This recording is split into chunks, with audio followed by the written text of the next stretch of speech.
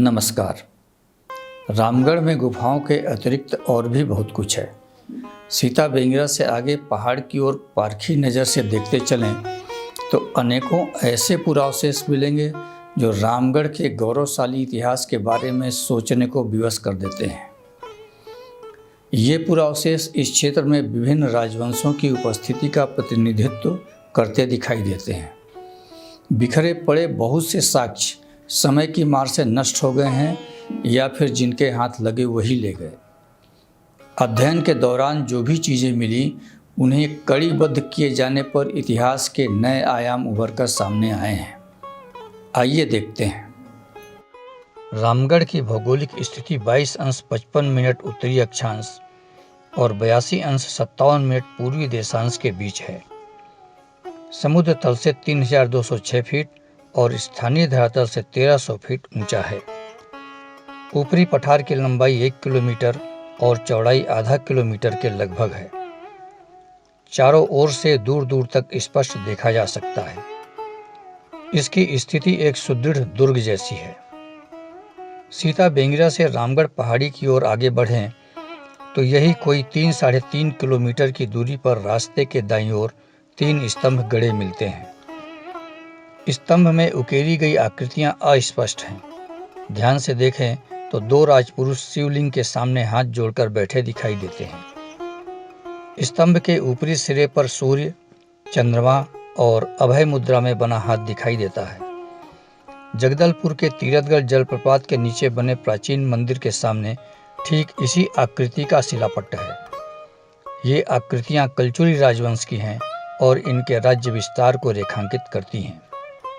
कुछ जानकारों ने इन्हें सती स्तंभ कहा है, परंतु ये स्तंभ सतियों के संदर्भ में अनेक स्वाभाविक प्रश्नों का समाधान नहीं करते।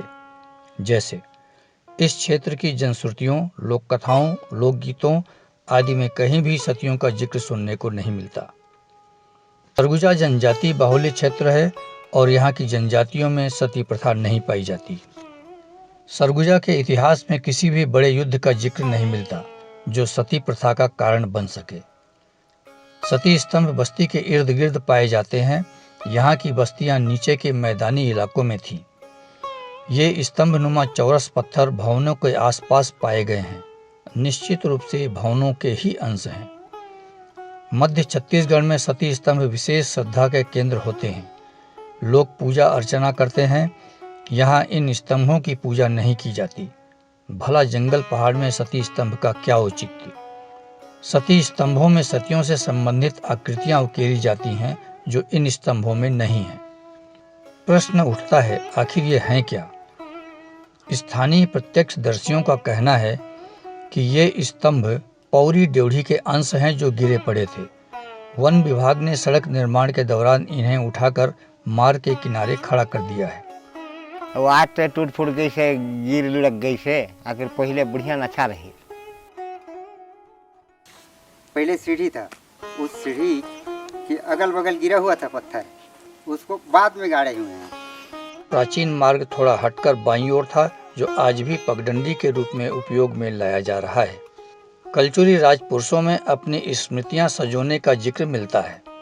समर बहादुर सिंह देव अपनी पुस्तक सरगुजा का ऐतिहासिक पृष्ठ के 212वें पृष्ठ में लिखते हैं, कलचुरी काल में बने मंदिरों के बारे में यह स्पष्ट नीति थी कि मंदिर बनवाने वाले राजा रानी, अमात्य, सेनापति और सामंत मंदिर द्वार पर अपनी मूर्तियां बनवाते थे।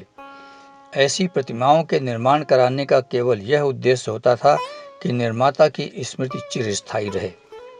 हम इन्हें स्मृति स्तंभ कहना चाहेंगे। स्तंभों पर उकेरे गए चित्रों का आशय आईने की तरह स्पष्ट है।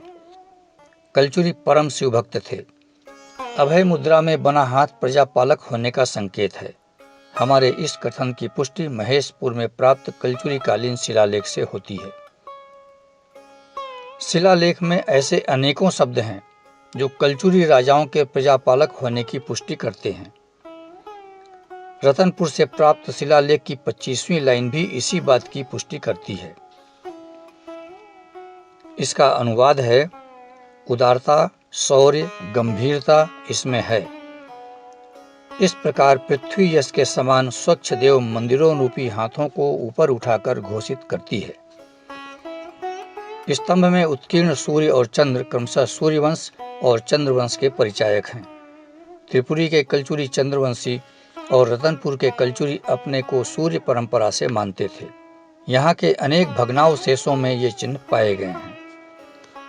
ऊपरी दुर्ग के लिए जहाँ से सीढ़ियाँ प्रारंभ होती हैं, उससे कुछ कदम पहले एक बड़ी शिला को काटकर बनाई गई कोठरी नुमा संरचना है। स्थानीय इसे मुर्गी गोड़ारी कहते हैं। इसका मुंह ऊपर से आने वाली सीढ़ियों की ओर है। व्यक्ति सीढ़ियों से उतरते ही इसमें प्रवेश कर पल भर में आंखों से ओझल हो जाता है। इसकी स्थिति सुरंग द्वार के लिए अत्यधिक अनुकूल है। मुर्गी गोड़ारी के सामने ही मन्नत मढ़िया है, यहीं से रामगढ़ की सीढ़ियां प्रारंभ हो जाती हैं। इस एपिसोड में बस यहीं तक। अगले एपिसोड में रामगढ़ के ऊपरी हिस्से का भ्रमण करेंगे। तब तक के लिए नमस्कार।